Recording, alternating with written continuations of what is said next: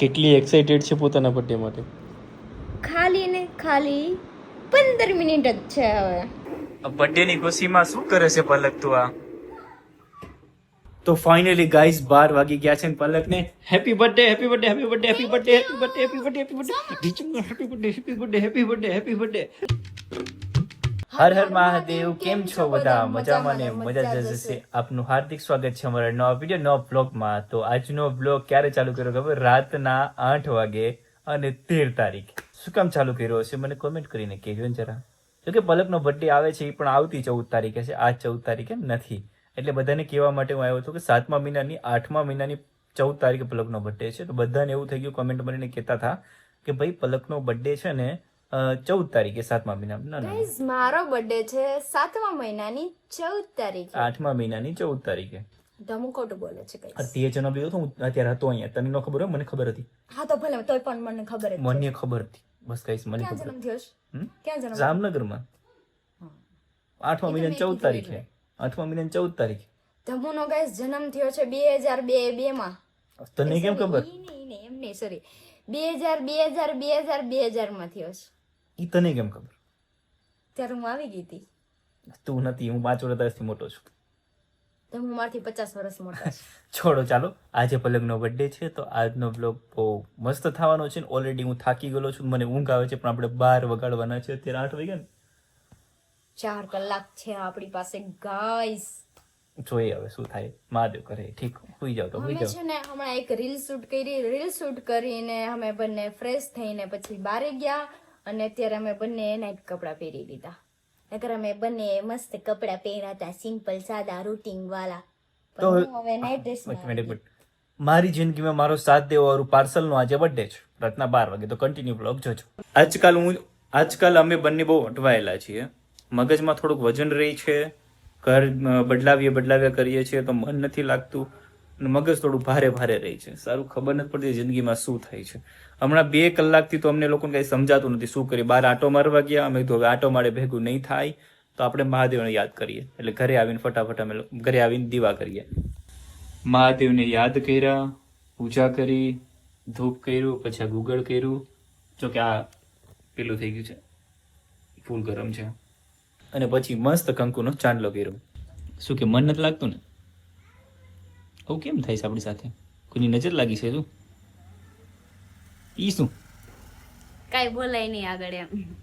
મહાદેવની પૂજા કરીને પછી મન એટલું હરવું થઈ ગયું ને કે વાત જ જવા દો. નકર બહુ કન્ફ્યુઝ હતા, મગજની નસું ખેંચાવા માંડી હતી, એટલા બધા કન્ફ્યુઝ હતા, ડિપ્રેશનમાં વયા ગયા હતા.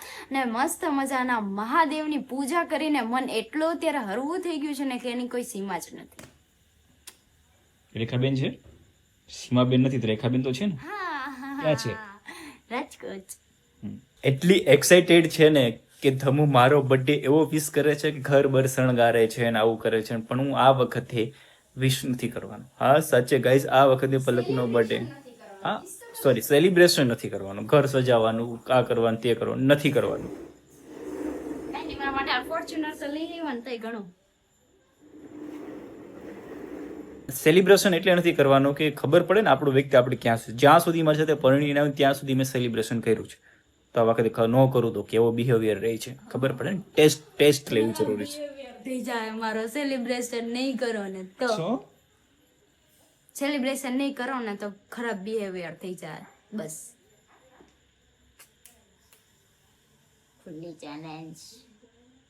ઘણા બધા લોકોએ ગાઈઝે કોમેન્ટ કરી જ છે હો આપણા બ્લોગમાં, સોરી શોર્ટ વિડીયોમાં, કે પલક દીદીનો બર્થડે સેલિબ્રેશન કરજો ને કરજો જ.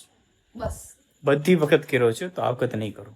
મોટું ચડાઈમાં હું મારા હાથે સેલિબ્રેશન કરીશ. હું મારા ઘરે રહેતી ને તો કોઈને ખબર ન પડવા દેતી કાંઈ, અને હું જાતે ને જાતે બધી વસ્તુ લઈ આવતી અને ડેકોરેશન કરતી અને કેક મારા ચોઈસની જ હું લેતી અને ઇન્સ્ટામાં સ્ટોરી મૂકતી, થેન્ક યુ એમ. આ વખત એવું કરી નાખજે.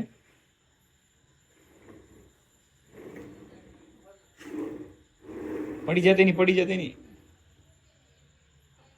એમ તો પાડી દે એમ છે, પડે એમ નથી. બર્થડે ની ખુશીમાં શું કરે છે પલક તું આ? બર્થડે ની ખુશી જો અહીંયા જ છે. પડતી નહીં હોતું.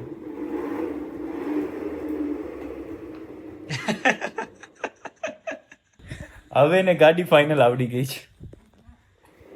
મારી 4x4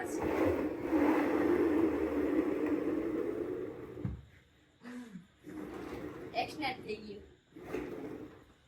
પેટ્રોલ વગરની છે પણ હા પેટ્રોલ વગરની છે.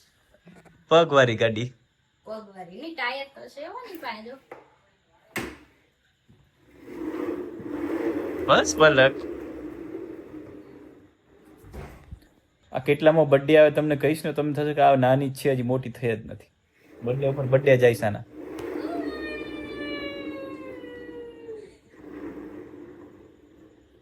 ગાઈસ તમને લોકોને ખબર છે કે ભાખરી અને ચા સવારે પીવાનો હોય પણ અમારે ઊંધું હે અહીંયા રાતે બને. જો કેમ રાતે પલક?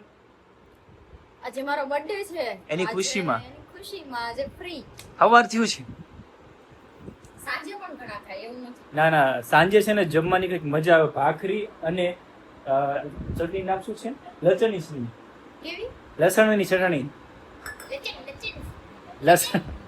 લસણ અને છાસ ને બોલો થોડી દિક્કત થઈ જાય, પ્રોબ્લેમ થઈ જાય છે. ગાઈસ આ જમવામાં અમારે આ છે. ચાલો જમી લઈએ. Happy birthday.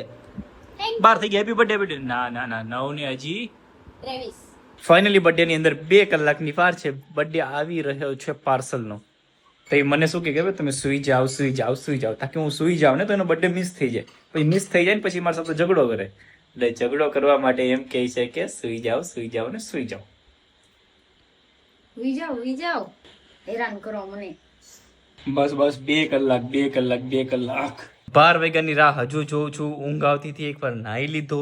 નાહીને પાછો તૈયાર થઈને તમારી સામે આવી ગયો છે ને ઓનલી ફોર 30 મિનિટની વાર છે 12 વાગ્યામાં. આ પણ નાહી લીધી અને તૈયાર પણ થઈ ગઈ છે કે મારો બર્થડે. કેટલી મિનિટની વાર? ખાલી 30 મિનિટની વાર છે. નાઈ એટલા માટે છું કે મહાદેવને અત્યારે દીવો કરવાનો છે અમારા બંનેને. અત્યારે રાતના 12 વાગે અમે બે સૌથી પહેલા મહાદેવની પૂજા કરશું. 12 વાગે મહાદેવને જગાડશું. જો ક્યારનો ઘડિયાળ સામું જોઉં છું હું. એને એમ કહું કાંટો ફેરવી નહીં ઘડિયાળનો 12 વાગે એટલે પછી હેપી બર્થડે કરીને બે હોઈ જાય.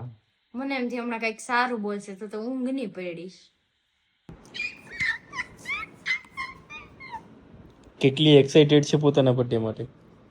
ખાલી ને ખાલી 15 મિનિટ જ છે હવે.